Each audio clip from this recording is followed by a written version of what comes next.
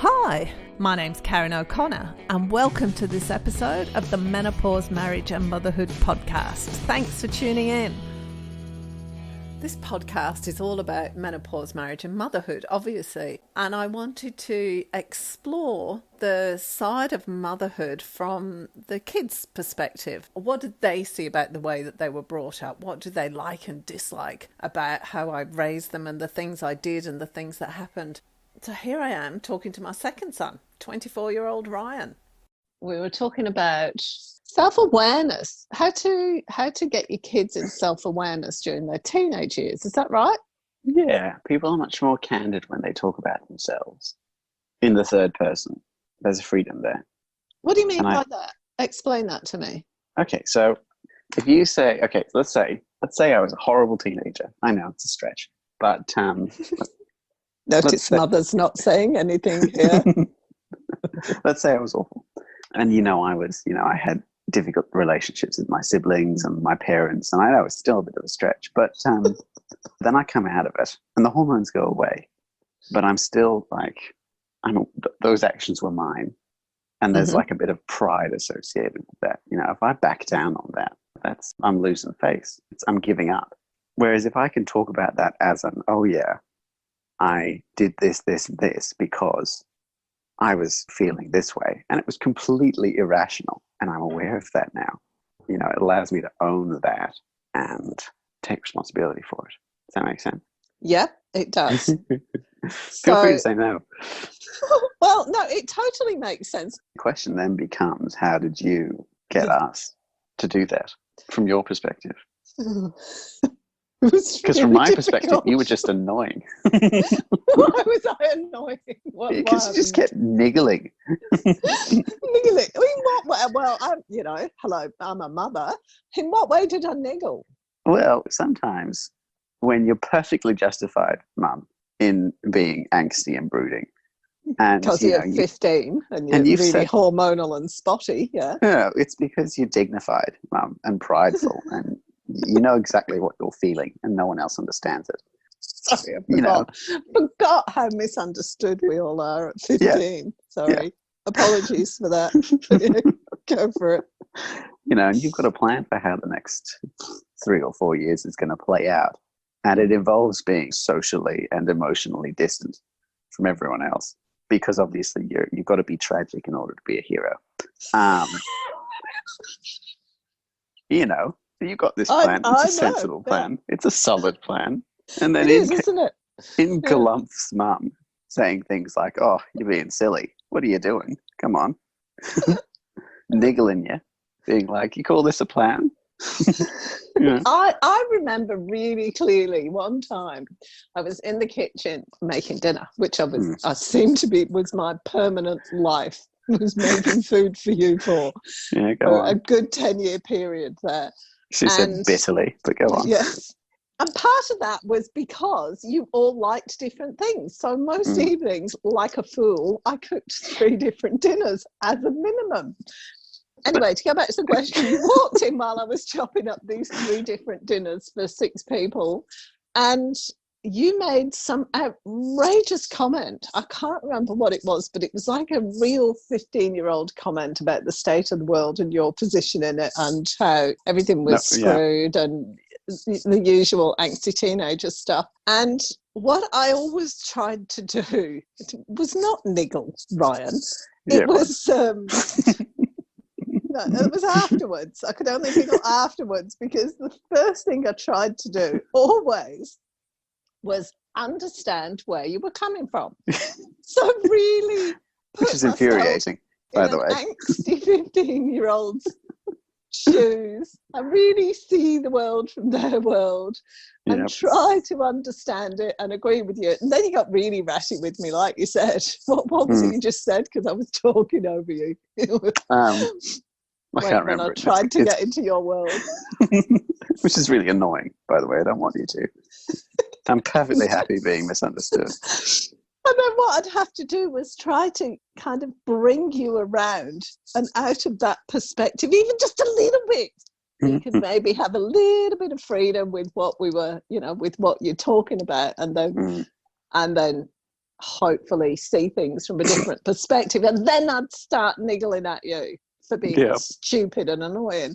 Once I'd got you out of that position. But I remember this one particular day, because you were determined not to give up your position. Like, obviously, you knew that you were being wrong. And the longer you went on, the more ridiculous you got, because you knew that you were just being a complete moron and, you know, I don't want to say it, but a total ass about the whole thing. And, and I always tried to be patient. Yelling at you if you did something stupid was the norm, but the base state. The base state. But in this kind of situation, I always tried to listen. I didn't manage it, I've got to say it, but I did always try to listen. Sometimes, no. I think your sister got the worst of that one. She just knows how to push buttons. You're going to have to be more specific. Which sister? The younger or the older? No, I'm not. I'm not going to do that. All right. But I did try. The other thing that I always tried to make you do was see things from other people's perspectives. You've got to see your actions from how they landed for other people and the impact they were going to have on other people. So remember your brother at one point, he was all of 10, if not, maybe 9. Yeah. Maybe 9. And he was doing something at school. I mean, he was just basically irritating a teacher. It wasn't anything bad. He was just irritating a teacher. And he was trying to convince his friends that this teacher was awful as well, so that they could have this little gang against the teacher. And I remember having this long conversation with him about what is the impact of this going to be on the teacher? What is it going to mean that she's going to think of him? And what are his friends going to think of him when they realise that he made all this up? This was all based on a complete lie. Classic. And he made it all up. And so all these guys are going to know him as a liar. Not just guys, there was lots of girls in his friend group as well. Sure. They're all going to know him as a liar. And what's he going to think? What are they going to think of him? And he listed it all out. Well, the teacher, she's going to be really sad and she's going to be upset that I did that, and she's not going to like me very much, and she's going to think that I'm this, that and the other, and my friends are going to do blah, blah, blah, blah, blah. And he rattled it all out. He got it completely. He understood it completely. And I said, feeling really smug, so what are you going to do then? Thinking the logical answer is, okay, well, I won't do that because the consequences are too big. No. Oh, well, I'm still going to carry on, he said. Oh, yeah. I know my brother. And he did. He did. Yeah, so he did, yeah. That was a really big lesson for me, is all I can teach you. And it was great because as the eldest, when the rest of you came along, I was like, well, as long as I've got across to you all the stuff that I can, and I'm clear that you're clear on what the consequences and the impact and everything else is going to be, if you choose to do it, it's your problem. Seriously, don't come and whinge to me afterwards because I'm not interested.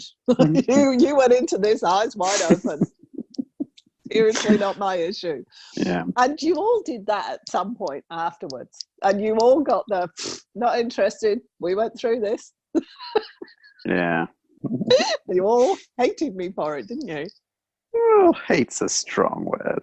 We all thoroughly disapproved. And I think it was that basis that gave you all the ability to be aware of what other people are thinking and to put yourself in other people's shoes. And then in terms of communication and everything, that made communication with people so much easier, as far as I'm concerned, like looking in on it compared to other teenagers, shall we say. But those tools, that being self-aware of not only what we're going to do and what the consequences are going to be and how they're going to feel, but also how we're going to feel. And then that hindsight. Hindsight's not very nice, is it, sometimes? Really not nice. It's not good. But that kind of that ownership that comes from it has been very helpful. You can really own what you do and how you feel and what you've done if you can own the fact that sometimes you're going to be pretty ashamed and embarrassed of it, actually, and that's okay. It reminds me of that conversation I had with Kira And she said, how do you get mum to eventually stop telling you what to do? And I said, what a question. What a question, Kira. And because I knew, I could feel how intensely hilarious her answer was going to be, I asked, what do you think I do? And she had like a step-by-step plan of what she thought that I did. Which was? Come on, share. It was quite convoluted. I remember it very specifically involved me standing up to you as she said it when you told me to do something and saying, and I think these were her exact words, actually, Mum, I know exactly what I'm doing and I don't need any help, but I appreciate your input. Right, that's totally how our conversations go. Well, I said, Kira, first of all, how long do you think I would survive if I said that? And she said, but you must do, because, Mum doesn't tell you what to do. And I said, what? What on earth gives you that idea, Kira? Because, and I think the difference is when I come across a course of action now, when I say, for example, I've got this project and I'm fairly certain it's going to turn out like this. And then you say, actually, Ryan, I think it's going to turn out like this. And I say, you know what? You could be right. And you say, well, since you're aware of that now, feel free to do your plan. Because I've warned you. And I say, yes, I think I still will. And then, 6 weeks or 6 months later, I come back and I said, you know what? You were right. I regretted that. That was a terrible idea. And you can say, in all satisfaction, yes, I told you so. And I do. Although sometimes I'm quite gracious about the whole thing and I try not to say, I told you so. But I will remind you that we did have that conversation. Because that's what it is. I figured out what it is. It's a listening, isn't it? Yeah, it is a listening. I was just going to say that. Yeah. The difference is if I say something to you, you take it on board. And that's the biggest thing. That's the biggest difference. I don't want you to do what I'm telling you what I do. But anyway, it's save a lot of hassle. But you can make your own lessons. Well, yeah, it's more fun that way. But it's like I get heard. I get the experience of being heard. Whereas that's not always the case with some of your siblings. I'm being very careful here. You just go ahead and say all of them if you want. There's no need to be unspecific about this. I can still yell at the youngest one, which happens fairly often. But it is just about, you go, oh, okay. And you look at it from the perspective that I'm coming at, and you might twang back to where you want to be because you've still got that elastic attached to the ground because that's where you want to go. That's fine. But you've actually come over and listened to what I'm trying to say. When that doesn't happen, that I think is what causes the arguments and the disconnect. And it's something that I've always tried to see things from other people's viewpoints. And then if I don't agree with them, I don't agree with them. But I always try and put myself in somebody's shoes. And that's what I've tried to teach you for. And you've all taken it on board. You really have. It's just that me being mum sometimes gets in the way because, Well, there's an instinct to protect us from the outcomes that you can see from experience generally, but also from being on the outside of these things. Yeah. A bit more clearly. And I think that's the crux of it. The more self-aware we are, the less we are operating in a vacuum. Yeah. And so there's a real sliding scale here. How much our decisions are really up for discussion. What do you mean? But, okay, so for example, I recall when I mentioned, maybe a year and a half ago, that eventually the plan was to move overseas, for example, to Canada, yeah, to pursue that theatre lifestyle, that theatre lifestyle. I'm doing advertising now. I might know how to do it. Someone new theatre company. Yeah, just going to plug that there. I'll put the links in the notes. Well, watch all my videos. They're fantastic. And I got a frantic call no more than 40 minutes later from a sibling of mine who was frantic, absolutely frantic about the fact that I was leaving the country immediately. And I said, what? And they said, you're going to Canada. Why didn't you tell me? And I was like, pardon? What? And it turned into this, before I could get a word in edgewise, it turned into this whole discussion about how I never tell anyone anything. And I operate on my own, and I don't consider anyone else's feeling. And blah, blah, blah, blah, blah. You can imagine the kind of conversation that kind of erupted. And I was just reduced to going, mm-hmm, yeah, mm-hmm, got it, mm-hmm, yes, yeah, mm-hmm.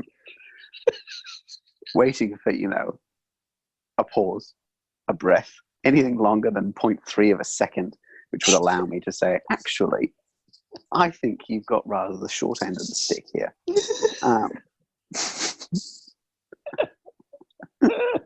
Because it's that listening, entering into a conversation without the slightest intention of listening to what the other person has to say.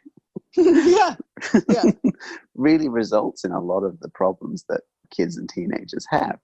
If you go in with an assumption of how the conversation is going to go, there's no point. Regardless of how sure you are that you're right, it eliminates the possibility of being pleasantly surprised. Or of being aware. Or of having the person doing the talking feel like they're being heard. And that's the big thing. That's the big issue. So when you came into the kitchen that day and you were determined to have an argument, you were really determined to have an argument, because I remember what came out of your mouth made me do a double take. I was like... I had too many hormones, Mum. I don't think you understand. Too many of them. That's too many hormones. Just too many of them. That was, for me, was a warning sign. I couldn't respond to that or react to that, because that was when you came out with something so ridiculous. I was just, okay, right, we really need to just let go of everything here and try and figure out what's going on and clear a space. Clear a space so those hormones can just make their way out of my house, because they're driving me nuts. And I think that for you in particular made the period where you were an angsty, spotty, hormone-driven teenager. Well, can I call it teenager? What a raving monster, loony party. Made that period quite short for you. I think. It was an eternity from the inside, I gotta tell you. It wasn't over soon enough. It was actually it only went on for about 2.5 years for you, I reckon. Ugh, good Lord. That. What a wasted amount of time. Jeez. It becomes these issues. Any emotional issues that you have become much less of an issue. If I'm angsty now, I don't kick down the door to the kitchen and say, we're all going to die, life is a void. Tell me otherwise. Generally, it now kind of... I'm going to ask your partner about that one. No, I'm going to tell you what happens now. More often than not, I kind of sheepishly show my head around the nearest wall or doorway or above the counter or down from the vents. You know, the kind of thing. Yep. And, say in a low level tone, I'm feeling quite angsty right now. Which, allows her to say, okay, what do you want to do about that? I could say something like, actually, I'm going to do some stomping for a while, or I'm going to yodel at the top of my lungs, or I'm going to play the ukulele really badly because I have no idea how to play the ukulele, but I'm just going to let it out of my system. Or I'm going to get on the phone to my mother, and my mother's going to say, Ryan, when was the last time you exercised? Generally, that only happens before she's caught on to it, I have to admit. But we have our phone calls in the morning, so you tend to get the best of it more often than not. So yeah, that kind of being aware of it like that means that I don't take it out on people, which makes my life a lot smoother, I have to say. A lot smoother. I get enough drama on stage without having to deal with drama in real life. Yeah. That's always been a big complaint of yours. These arty types are just so drama fueled. Oh, you've got no idea. No way, Jose. No I idea. wouldn't have expected that at all. Honestly, such teenagers. Yeah, I know, right? No, not acceptable. I think, actually, talking of that, I think the other thing was that I didn't take hormonal angsty teenager as an excuse. It's not an excuse for poor behaviour. No, I think that's a good point. I think people tend to treat teenagers and kids, actually kids much more than teenagers, as a different species, like a different breed, like an animal. Yeah. Whereas if you treat them like a person, not just in terms of respect, but also in terms of you've got to get over it eventually, kiddo. Expectation. It's an expectation thing. You're a person. I know you're not very experienced in life and all the rest of it, but it's still not acceptable behaviour. Whatever you're doing is not acceptable. It doesn't work. Just does not work. It doesn't work. Favourite saying of mine when you were all growing up, that doesn't work. And then we'd have a long conversation about why it didn't work. Sorry, go on. That's something I actually use on my actors more often than not. They get too kind of fed up with anything, or the cast dynamic becomes a little bit strained, or you know what actors are like. If we lean into the histrionics too much, I just say, guys, I can imagine it. Yeah. There's a very easy way to just say that this isn't working, and it's to say, guys, this isn't working. That's all you need to say. That's the end of the conversation. Then we can move on. You don't need to spend 20 minutes niggling each other because it's infuriating to watch. Bit of a tangent there. Well, no, because one of the other big things that I was really keen on was if you don't sort it out yourselves, I'll take everything off you and you can sit in an empty room. But it's that ownership, isn't it? Yeah, it is ownership. And I think I was just really keen on making my life easy when you got to teenage years and being really strong on what works and what doesn't work and my expectations of you. And I'm not talking about expectations in terms of you behaving perfectly and achieving this, that and the other, or anything else. It was, no, as a person, is that who you want to be? That's not who you want to be. That's not who, when you're happy, that's not who you are. And I was really strong on that one as well. Yeah, it gives you responsibility and freedom. If you look back on the events of, for example, when I decided to pick a philosophical fight with my mother because I was unhappy with the state of the universe, I can look back and say, actually, I was being quite ridiculous. And it was because of this, this, and this. I can own that. And I can say, you know what, in future, if I have a philosophical issue, I'll start by saying, actually, I think I have a little bit of a wibble philosophically. Would you like to discuss it? It has nothing to do with how good or bad our relationship is or how many hormones I have, which generally just makes things easier and nicer. It does. And it kind of clears the way in life. You're not going through a murky life, leaving all this stuff behind you. It's just clearer and easier. Some of my actor friends have often asked me, Ryan, how do you avoid so much drama? Being self-aware, I think, really sums it up. Because self-awareness isn't just about how you feel, it's about how you are in relation to others, isn't it? Totally. In everything. It's awareness of your position in the universe in all regards. Which has definitely helped. It's a valuable lesson for anyone, I think, and particularly going into teenage years. It's such an important lesson. It's a hard one. It's like that first time, I think everyone's had that moment when they were kids, when they first realize that other people have emotions. And not like, they have emotions. But for that first moment, it strikes you of how deeply someone feels about a particular thing. And what was that for you? What are we talking about? I remember it quite clearly. For example, you'd made dinner and I can't remember who didn't want to. It might have been even more than one of us didn't want to eat it. And it struck me how often that had happened, how much time and effort you put into cooking things for us. and how little I had cared about that. Wow. And it hit me like a ton of bricks. And it was a tough lesson. I was inconsolable. Oh. Well, it's, you know, you suddenly take on a whole other person's emotions at the same time that you're trying to deal with your own. It's a lot for a kid. And self-awareness is a lot too. Becoming suddenly aware that, first of all of these other people have feelings about you, and that you can't control that. You can influence it, but you can't control it. It really takes away that feeling of safety, of security. If you're the only person who thinks in the universe inside your mind, everything you do matters.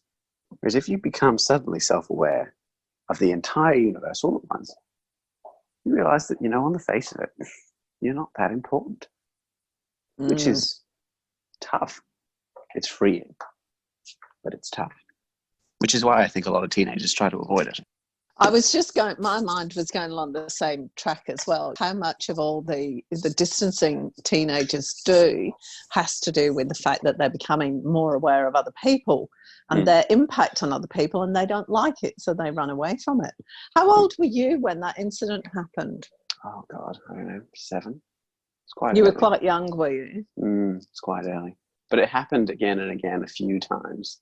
It happened every blooming night. Unless I made pasta with ham and cheese on for one of you, pizza for another one. I can't remember what the other one was, but it was unless I made 4 specific single dinners and you had that meal and that was all you ate, then I got whinged at. Yep. What I meant was for different people. Because it's hard, the closer you are to someone, the more you see them as an object, really. Yes. You know, so it happened for you quite early on because you're very vocal about your emotions. It's quite easy to figure that out. It happened for Dad when I was 13, 14, much later. Okay. Because he's much more closed off about his emotions. Yeah. Far more closed off. Whereas I let you all know. Yeah, you did. And it made it really easy to figure out how you were feeling at a given point. It also works differently for different people, doesn't it? I mean, it was easy for me at that point.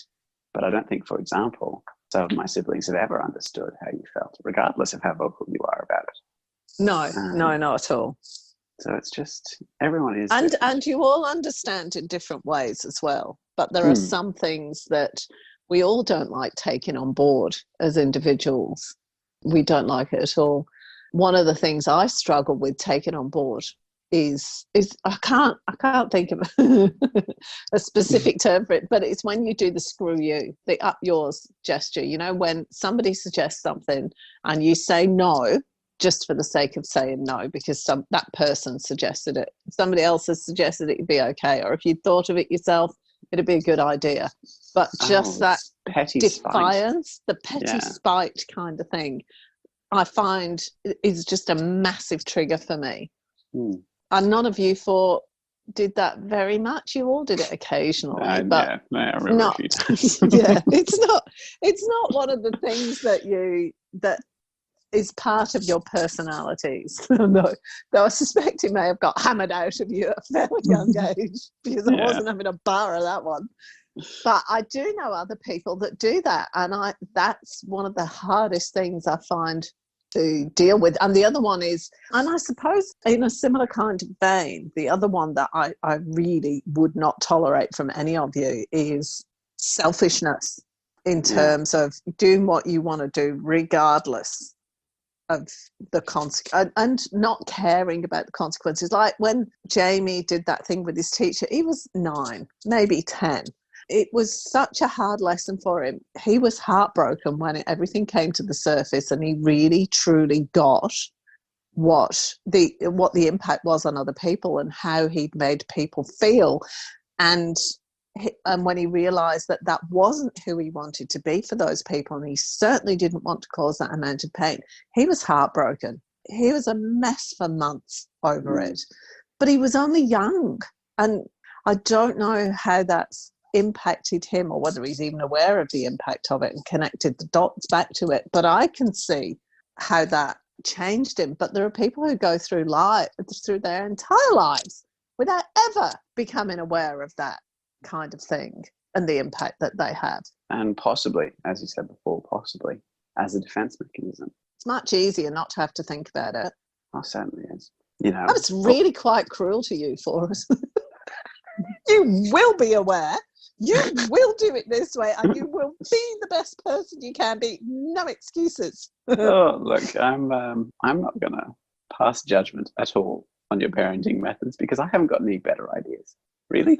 You know, no one knows what they're doing, especially not the kids. And you just got to figure it out as you go along, really. You just got to keep the important lessons in mind about honesty and generosity and awareness. And respect. Respect is a big one for me. Well, I think respect comes naturally if you really understand someone else.